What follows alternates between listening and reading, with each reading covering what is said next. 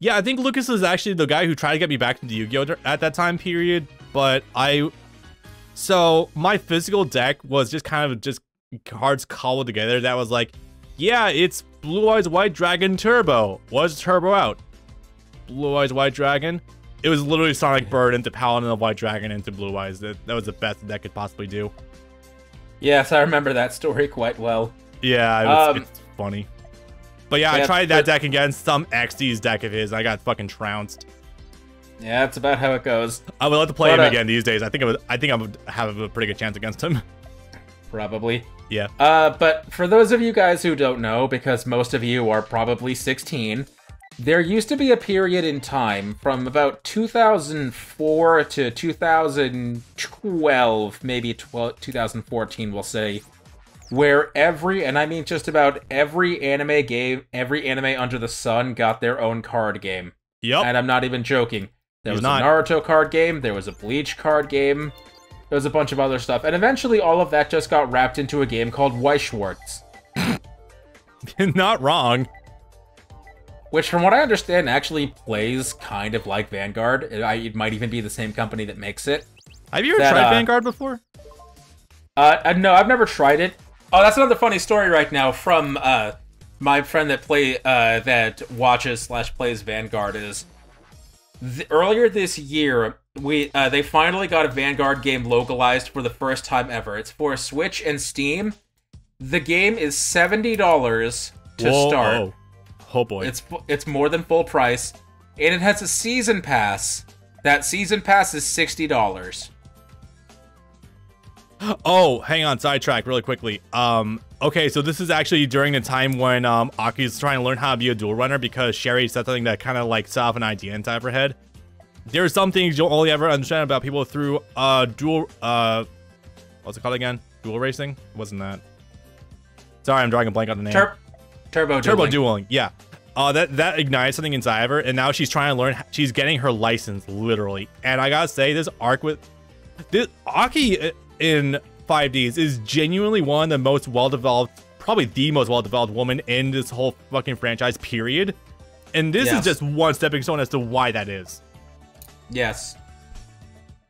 They tried with Taya. They really did, but no, they didn't. No, they didn't. They went and trying sometimes like, what's woman again? I don't fucking know. Women don't play card games. Women can't read.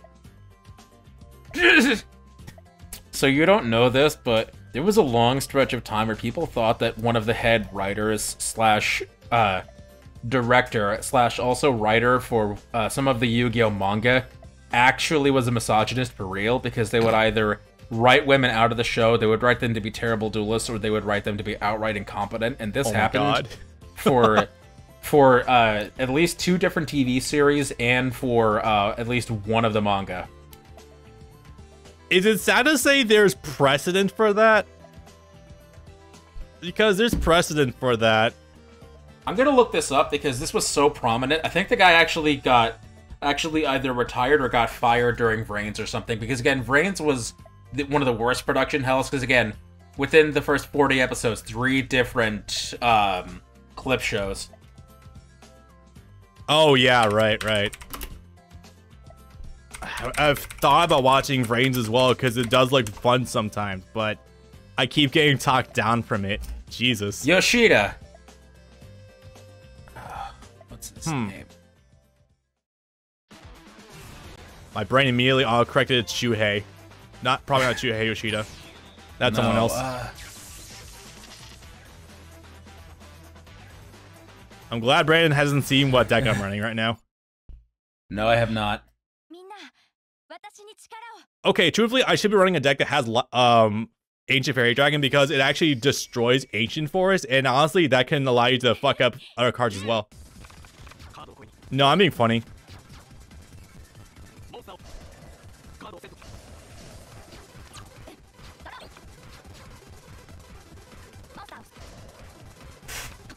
Shin Yoshida, regular writer of the Yu-Gi-Oh series, from the Orichalcos arc of the original Yu-Gi-Oh all the way through Vrains.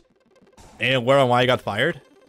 I mean, I can imagine, but any official reason why? It's I don't know exactly if it was that he was fired, but he did leave production during Vrains. If I had to guess, I would say probably because of how poorly Vrains was doing at the time, because the first arc is not well liked. It had the production issues, and Vrains also has the least number of duels in the entire series, not just because it was cut 30 episodes early, but because it has frequent multiple episodes in a row where no one duels, and that's not something you get more than one or two of ever in any of the other series. Ouch. More than a single episode between duels. Wait, did I just get his turn 1? Oh my god, I think I did. Alright.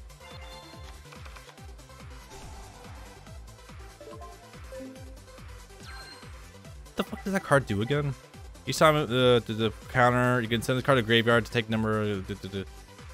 Oh, okay. Well, hey, I got a hum on turn 1. Okay. Nice. Cool, I guess. Only thing that sucks, this fucking card. Okay, Ancient Force makes it so hard to play alongside Luna. I'm gonna explain why. So, when you activate this card, change any defense position monsters to face-up attack position, whatever. Flip effects are not activated at this time. Unfortunate. If a monster attacks, destroy it at the end of that turn's battle phase. Ooh, I am not a fan. That is fucking very, very annoying. And, yeah, any substantial attacking you're gonna do, if they're gonna get procced like that, that sucks. That being said, the Crystal Beasts do take advantage of this. Is it when they're destroyed by battle? Destroyed. Oh, just to destroy in general. Cool. So there's not a lot to this, but I am going to read this Reddit post verbatim. People have this downright erroneously misconception that Shin Yoshida, regular writer for the series, has been the sole cause of why female characters in Yu-Gi-Oh! Have had a downright mistreatment and sidelining. Long story short, he's not maliciously misogynist or something short of that. And while he certainly has something for power trios, occultism, and the darkness within, he did shape the identity of Yu-Gi-Oh! Anime from Orichalcos onwards. He's just a guy that writes shows for teens with seemingly with a lack of experience for women. The reason why females may be sidelined from Yu-Gi-Oh! Up to 7s was because they were shonen anime. Shonen series, as the name suggests, aimed at young boys, so most of the cast is comprised of men, while girls more often than not play as a friend or a love interest, but relatively they are hands-off with the main plot unless there's a romance element. That's just from a Reddit post, so take that with a grain of salt. Make it what you will. Yeah, I'm sorry. That's not really doing much to help the argument. His argument is that Shonen Jump is about boys, so unless the female is there to love a boy, she's not supposed to be there at all. And it's like, okay, I understand that you've read Naruto. Have you read any other shonen manga? Have you read Bleach by chance? Because right. more often than... Because honestly, the female characters in Bleach are often doing just as much as the dudes, if not more on some occasions. Yeah, kinda. Yeah, so... Where do I even start with that one? Shit. So... I'll start here. Okay, so immediately saying that Jump is only for boys because only boys read Jump, that's an immediate bad argument because of the fact that it's insinuating that women aren't interested in it, period. And that's not only is that a wide net to toss, but it's also just like kind of offensive across the board too. Like that's just a broad stroke that's not good. Oh Jesus Christ. Well, actually it might help. Yeah, that's kind of ridiculous. Yeah, there's just multiple levels to that you can probably take more time to dissect if you want to. I'm not going to because there's just so much you could digest right now. Plus, I'm also playing the game. Yeah, shit.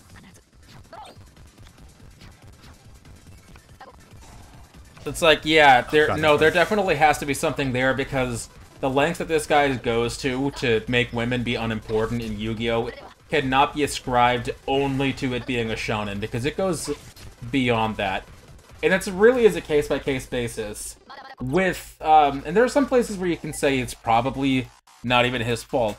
Yu-Gi-Oh! GX, for example, literally everyone gets sidelined except for Jaden. throughout the course of that show, and I mean literally everyone. So Asuka being sidelined, that's just part of the process. With 5Ds, maybe Aki at least has a better head start than everyone else does. With Zexal, see, I don't have a problem with you making a character that's just there to be the character's best friend or their love interest or whatnot. Yeah, because at least that's straightforward. If you make a character that's bad at the game and their only role is to be bad at the game, then you're being insulting. If they're there just being a supporter and that is their defined role, honestly, that's fine. With Arc 5, yeah, honestly, he did kind of fuck things up there, because the 4 main girls start off incredibly strong. Yuzu, honestly, has one of the best duel track records of any female in the series, as well. One of her counterparts, Rin. She only has one on-screen duel, technically, but she's said to have... But she defeated one of the most powerful characters by dueling record in the entire franchise, so that has to say a lot, which was Yugo, by the way. And has also beaten him 1,000 times. Yeah. And also the fact that the girls in Arc 5 do end up literally just getting put in a glass box towards the end of their run. And until that point, though, they're incredibly strong. With Brains, you have Blue Angel / Blue Girl / Blue Maiden, who I think only has, like, 2 relevant wins in the entire series. Everything else is a loss or a draw or just not that important. And she goes through development arcs each time, but is often severely downplayed or not made all that important. In the very last arc of Brains, the antagonist, the AI given a human form, duels her and her brother and decides, I'm going to kill your brother just to make you suffer. I'm going to kill your brother in order to make the female... I'm going to kill this male character purely to make the female character suffer. And that was seemingly the extent of that. Boy. So yeah, that's honestly pretty disgusting. And then, with Yu-Gi-Oh! 7s, they were taken to a different studio, from Studio Gallop to Studio Bridge, which, funny enough, actually does all of the Vanguard anime. Funny that. The one face look continuous cards, special card from graveyard. No. Now, Yu-Gi-Oh! 7s, on the other hand, was actually, because it's a whole different staff, animation team, and writing team, is actually very, very kind to its female characters. They get a lot of frequent wins, and there are some female characters that Yuga never beats, actually. Oh, wow.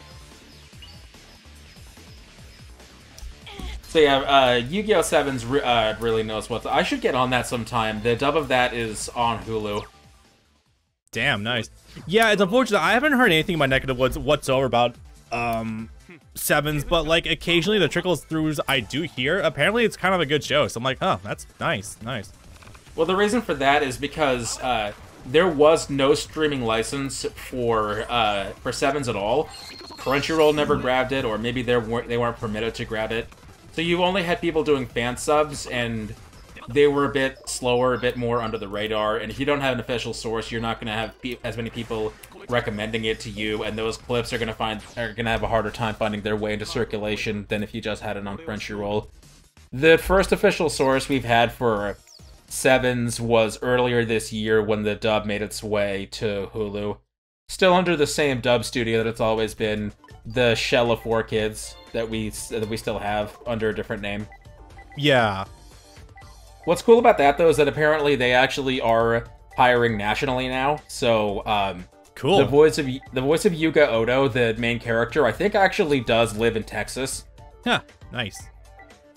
And they got some actors in that I think are from California. I don't think you're going to hear a whole lot of huge names, but it's cool that they can do that.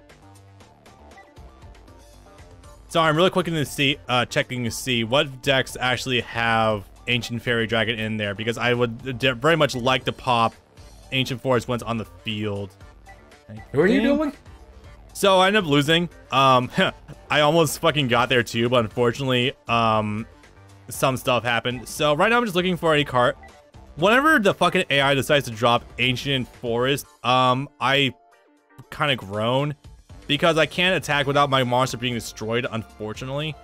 So I'm just looking for anything that can pop Ancient Forest ahead of time. I guess Lights One will work. Yeah, sure. This is now the Lights One recording. Why not? Hell yeah. I figured you wouldn't be complaining about that. Oh, you're dueling Aki. Okay.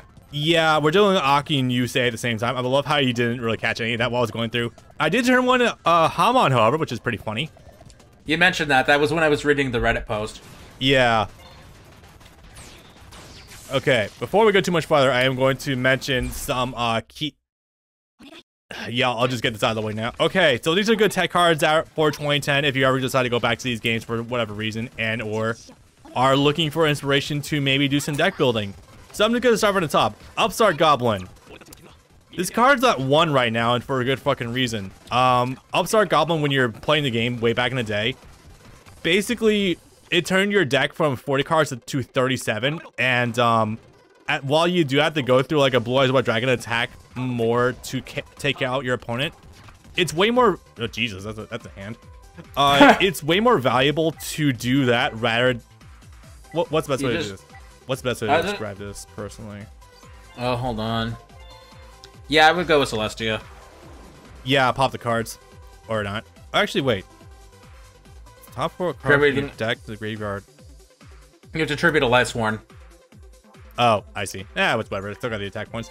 So, it's more valuable to have to deal with some slightly more attack points, because if you can lock your opponent out of just playing a game for even like 1 turn at worst, that's still like monumentally like the better option to go with rather than like having less consistency overall. Oh yeah, I guess it's not something else. Like that question? No. Okay. Well, I can hit whatever she's gonna summon. Is not that time yet. Honest. Hey, I forgot to have you. That's not fair. You can't do this shit from the hand.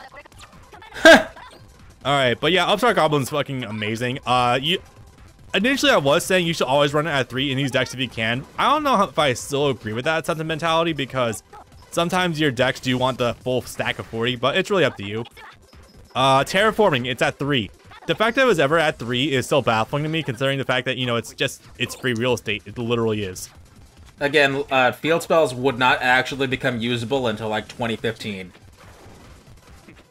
And even then, 2015 field spells is when the game really started to transform into like modern Yu-Gi-Oh, where field spells would do like 12 things on the field all in the same turn, which is like definitely more modern deck construction ideology. But yeah, the fact that it was ever at 3 is fucking crazy too, because there is some decent shit out there. And this is sort of what we're talking about when we say about how a mechanic will exist for like 15 years before it finally actually gets a good card to use it. Field spells have existed since literally the very beginning of the game. Legend of Blue Eyes did not get any that were actually consistently good until like 10, 12, 15 years later. Yeah, so I'm going to piggyback off your point really quickly. For the most part, field spells back in the day were never really anything more than just like stat bumps. Pretty much. Exactly. Like your mountain card, wetlands beatdown, maybe. They were literally zone. They were literally just your lands. Yeah, basically, yeah. Like they're just slight modifications to the battle phase, and that's pretty much it. Now, modern Yu-Gi-Oh, they are your searches. They are always on the field. They become indestructible. Hell, even Seal of Orichalcos is kind of alright sometimes. So, yeah, there's a lot more. I gotta see what sort of Orichalcos looks like in this game, by the way. Holy shit, that's an idea. Seal of Orichalcos doesn't get printed, I don't think, until 2013 or 2012. Well, never the fuck mind. I guess on that note also, not all the Egyptian god cards are printed in this game yet, by the way. Only Obelisk, I think, is currently available. Obelisk and Slifer, the last one that came out was Raw. Go figure. Yeah. It would be. I guess it took them the longest to figure out how they want to balance it, which, I mean, fair play.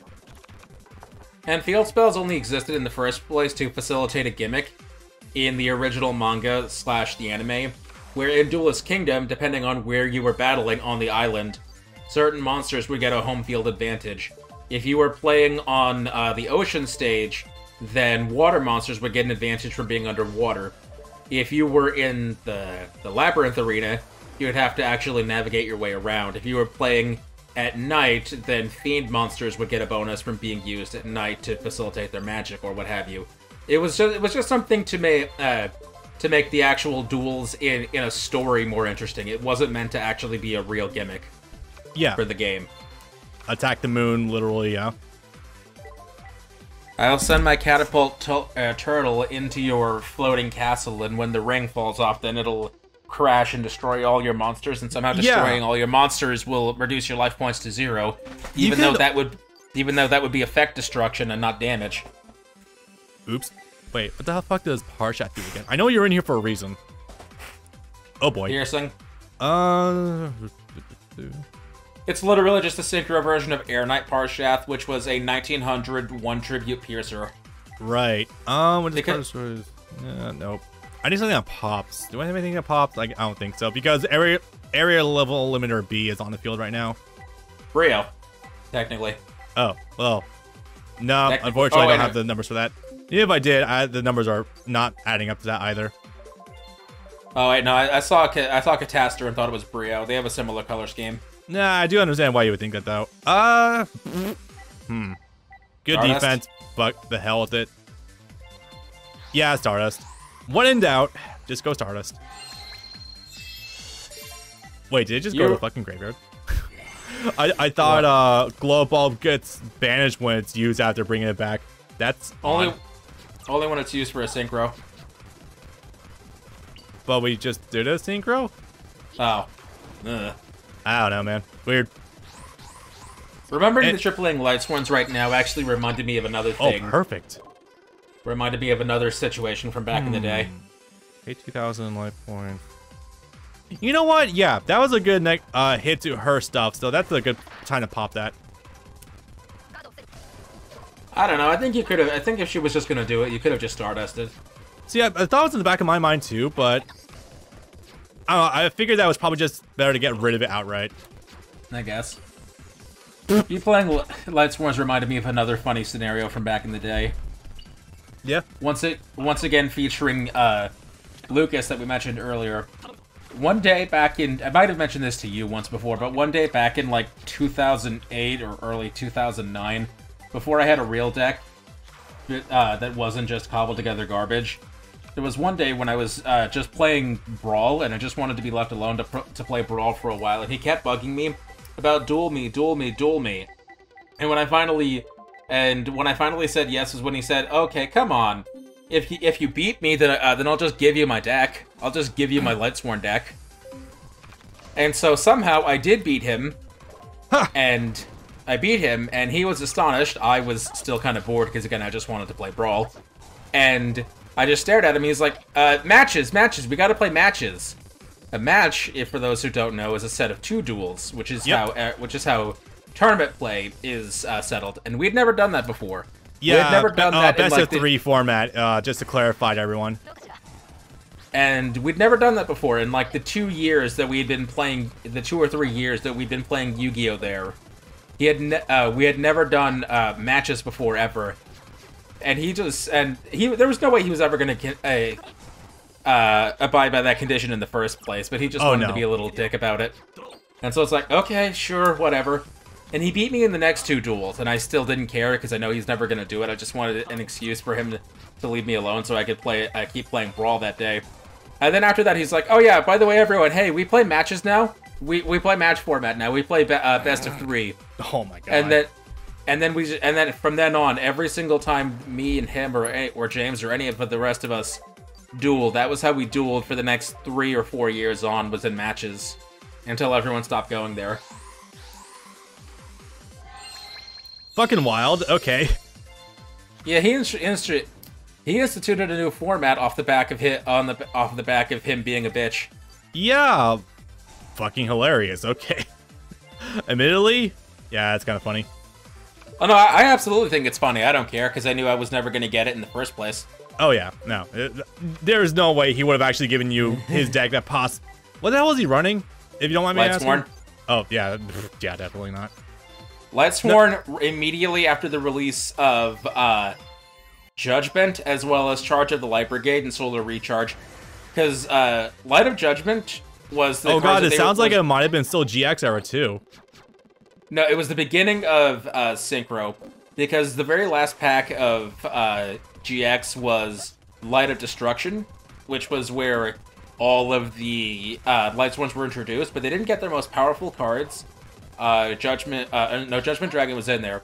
Solar Recharge and Charge of the Light Brigade. Their deck thinner cards and their Searchers. They didn't get those until the Duelist Genesis, the very first Synchro format. The very first Synchro pack. So it was like, yeah, once they were actually at full power for the next 4 or 5 years. Yeah, that would do it. It's like this deck is probably worth like $200 at the time, at least. Minimum, yeah. Also, I love how this is the very first time in my life, and probably the only time in my life, I will ever use Wall Revealing Light. Because it happened to be there, and I didn't need a floodgate, and by God, it was right there. So fuck it, I'll take it. That depends on if you like gimmicks or if you like stall. I've used Wall of Revealing Light in Cloudian and in self-destruct button decks before. Yeah, honestly, at that point, I would rather just use Scrap Iron and Scarecrow myself. Easier to set up, yeah, but it's not too bad. Really, it was just the interaction with last turn and self-destruct button that is where it would probably become a bit of a problem, being able to self-modulate your own life points. Yeah. Oh god. Yep. What are you doing? I don't think Jump Destroyer is a card he ever actually uses in the anime, I don't think. I feel like he may have used it one time, but I don't remember what the fuck that time would be. Is that actually a manga? No, the manga wasn't even out this time yet. Because he did use Junk Archer once. Yeah. Is this worth it? Sure, fuck it. God, our graveyard is so stacked right now. Alright, 24, 24, 23. God, this is taking a minute. You got me reminiscing about 2008, 2009 again. I'm just thinking, oh, the Duelist Genesis and Crossroads of Chaos, the first two sets of Synchro that came out in 2008. When they were first revealed, I was so enamored with Synchro cards and their concept. It's like, ooh, I want to have all of them. I want to get at least one copy of every Synchro there is. And so for a little while, I was able to do that. All of the first Synchros were all the Yu-Gi-Oh's Warrior Synchros. Holy shit! Some of those were pretty pricey too. Stardust, Red Dragon, etc. I imagine you probably would have gotten a pretty penny if you got Goyo early on. Yeah. Okay, I think we're about to win. Yay, thank you. Jesus Christ. I do not like fighting alongside Luna whatsoever. Red Eyes Zombie Dragon. Red Eyes what? Red Eyes Zombie Dragon from the Zombie World Structure deck that released in tandem with Crossroads of Chaos. I don't think I've ever heard of this one before. You don't want to, it's terrible, but I'm gonna show you anyway. Okay, cool. Yeah, cause oh god. Wait, our Dark Worlds are in this game. I just remember that fact. Holy shit. Speaking of which, I got a deck I should show off. It's kind of fun. Let's see. I guess also, yeah, other good cards that exist in this time period. That actually, so this is particularly funny because of the fact that no one really wanted to use them back in the day because they were pretty high cost. At least they interpret it as such. Oh my god, I do remember that card actually. Shit. The Solemn cards. Solemn Judgment was actually semi-limited or limited at one point in time because it was vast usage. But the funny thing is, it's like one of the oldest Yu-Gi-Oh cards, but no one used it way back when because they didn't think the cost was worth it. Now, way back during super resource dependent like Gold or Legend of Blue Eyes, yeah, maybe. But even by this standard era, it's like, nah, dude, you see someone like bring out a Shooting Star Dragon, you fucking negate that shit. Like, you tell them no. Yeah. Yeah, so the Solemn cards, there's two Solemn cards in this game right now, Solemn Judgment and Solemn Strike, both of which are very worth running. Not like a ton of, but like maybe like one or two of each, if you can. The Solemn Judgment was the only Solemn card until 2010. Once 2010 hit with, I think it was Duelist Revolution, the event I mentioned earlier. That was when Solemn Strike and Solemn Strike came out. Solemn Wishes came out in a later set of 5Ds. Storm of Ragnarok also gave us either Solemn Scolding or Solemn Authority, which is literally just a Nordic card. Hey, I'm gonna consult the Yu-Gi-Oh wiki really quickly about something. What's up? What the fuck is this one gonna be? Because depending on who we're about to fight, I'll definitely have to change decks around. Oh god, is this the one I think it is? Oh no. Who are you dueling? I'm dueling with Trudge, and it is his third duel, so let me go check. It's not as cringe as I thought it would be. It's gonna be against Carly and Aki. So, best girl brigade, I guess. So you need something that special summons from the extra deck instead of normal summons deck. Yeah, so I was a little bit worried that this was gonna be... Oh god. Well, it was gonna be very cringe from the story perspective because of Sherry's interactions later on. More to come. No, this one isn't gonna be too terribly bad. Actually, if he's not here, I might be able to show this off. So, this is the deck listing I nabbed from MBT on, I think, History of Jank. So, Dark Sea Morgue. Let me explain this deck really quickly. So, there's a couple of funny cards that exist in this game that you don't really see too often. This is one of them. Okay, so, Dark Sea Morgue. It's basically like Chaos, but for wind and dark. Your opponent cannot set cards at all. Yep. Yep, it's kind of funny. And now this in tandem with some other stun cards in here. Like, we got one Dad. We might see Dad. Maybe. Also, this is running the structure deck, or some cards for Dark World.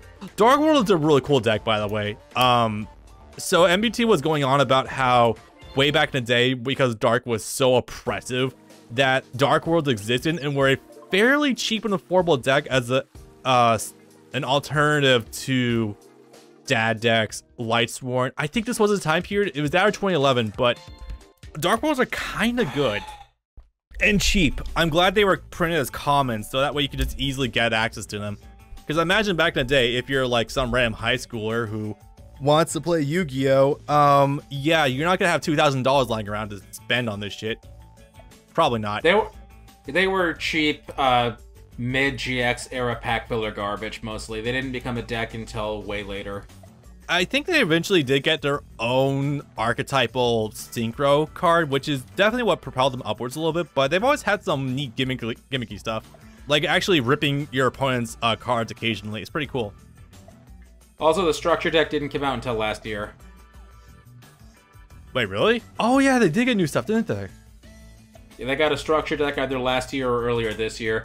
When I was in that shop yesterday, I found that they still had sealed Dark World decks. Based. Nice. There is one structure deck I kind of want to buy purely for the novelty factor, even though I know it's bad. What would that be? The Charmer deck. Charmer deck? Ah, fuck, I've heard this. I don't know what it is offhand, though. Hold on.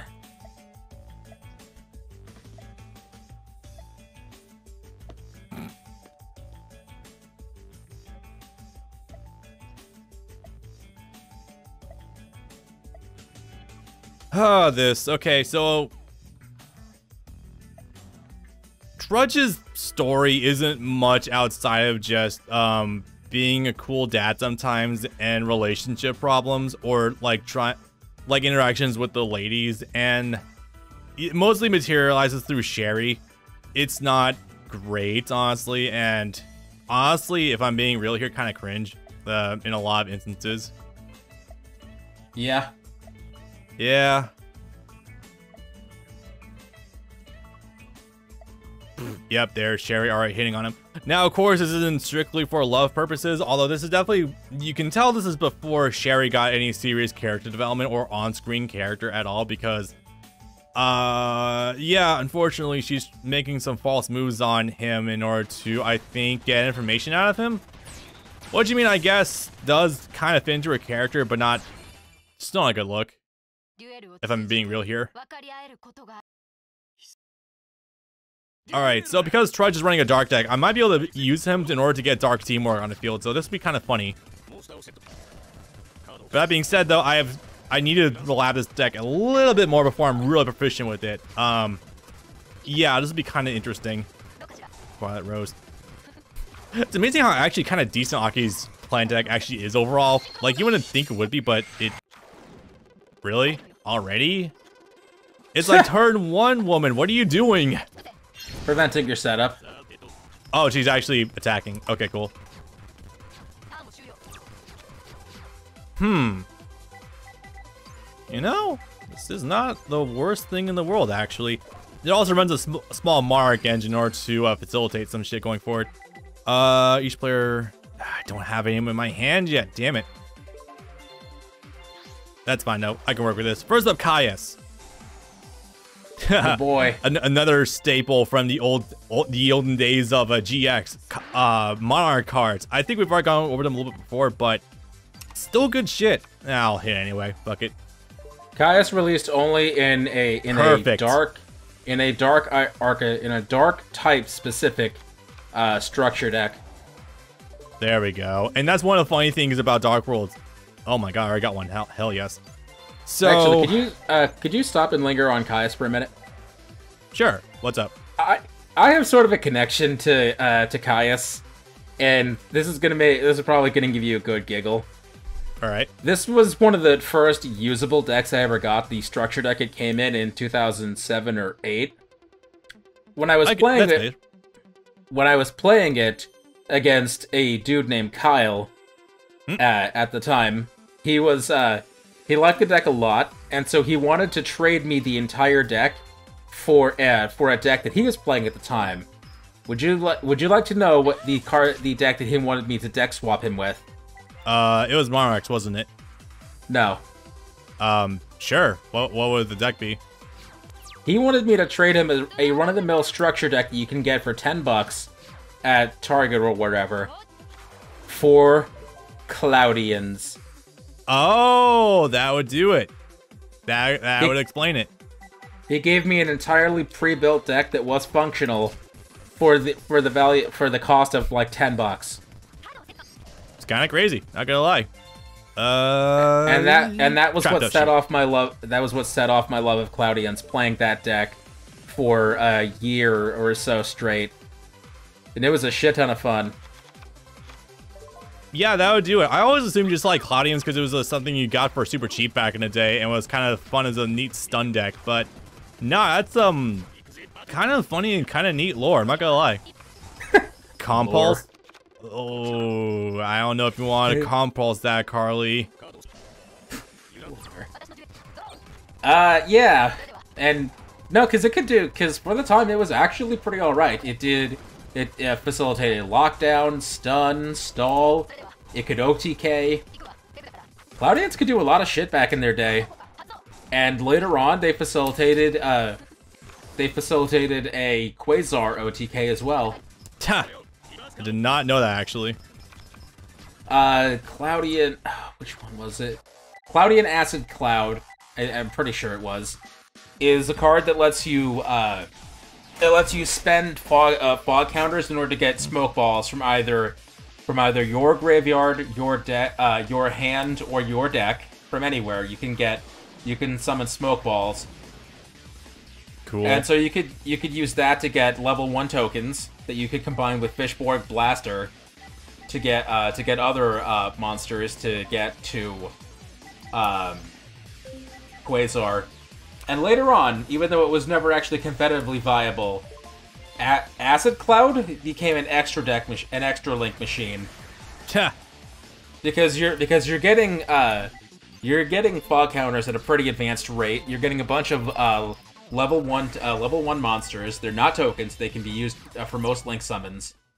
And if you have enough counters, you can just keep recycling smoke balls forever until you completed an extra link.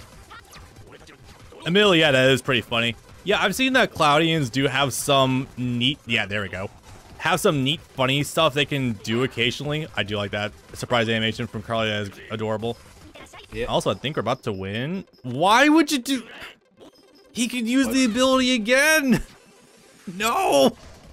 What just happened? She compulsed the fucking Caius. Oh. That is literally the worst idea you could possibly have. That was a Mirror Force, that's unfortunate. Damn it. It's not even that big a deal. Okay, game. Sure. Cool. Ouch. Alright. Let's see what we can do. Ooh! I'll take that. Blind Allure? No, not quite blind. I'll banish one of them, sure. Ooh. Ooh, this gets better and better, baby. Okay, so. Start with Debris Dragon. Gotta activate it. Do we have any targets? Oh, Dandy! Fuck. Awesome. That is the target. Well, I mean, there's a couple targets I could have gone for, but that definitely made the most sense. Yeah, fucking Ancient Fairy Dragon, why not? That's a very funny... Oh, no! Oh, it gets even better. All right. I'm gonna need you to follow me on this one. So, summon Ancient Fairy Dragon. Now, as it turns out, there is a wind monster in the graveyard, as well as a multitude. What does this actually do, actually? I don't know. Special one lower 4, little monster for me. And not quite. Okay, so Dark Sea Morgue. Just banish fucking anything, basically. Banish you. So we won. There's literally nothing they can really do. They can't set back right now. Alright. Murderlate him. Yep. Yeah, so considering how this time period, trap cards are so fucked. I should have watched that. How time. Send those girls back to the kitchen. They should know better than to be in a shonen anime. Thanks, Reddit.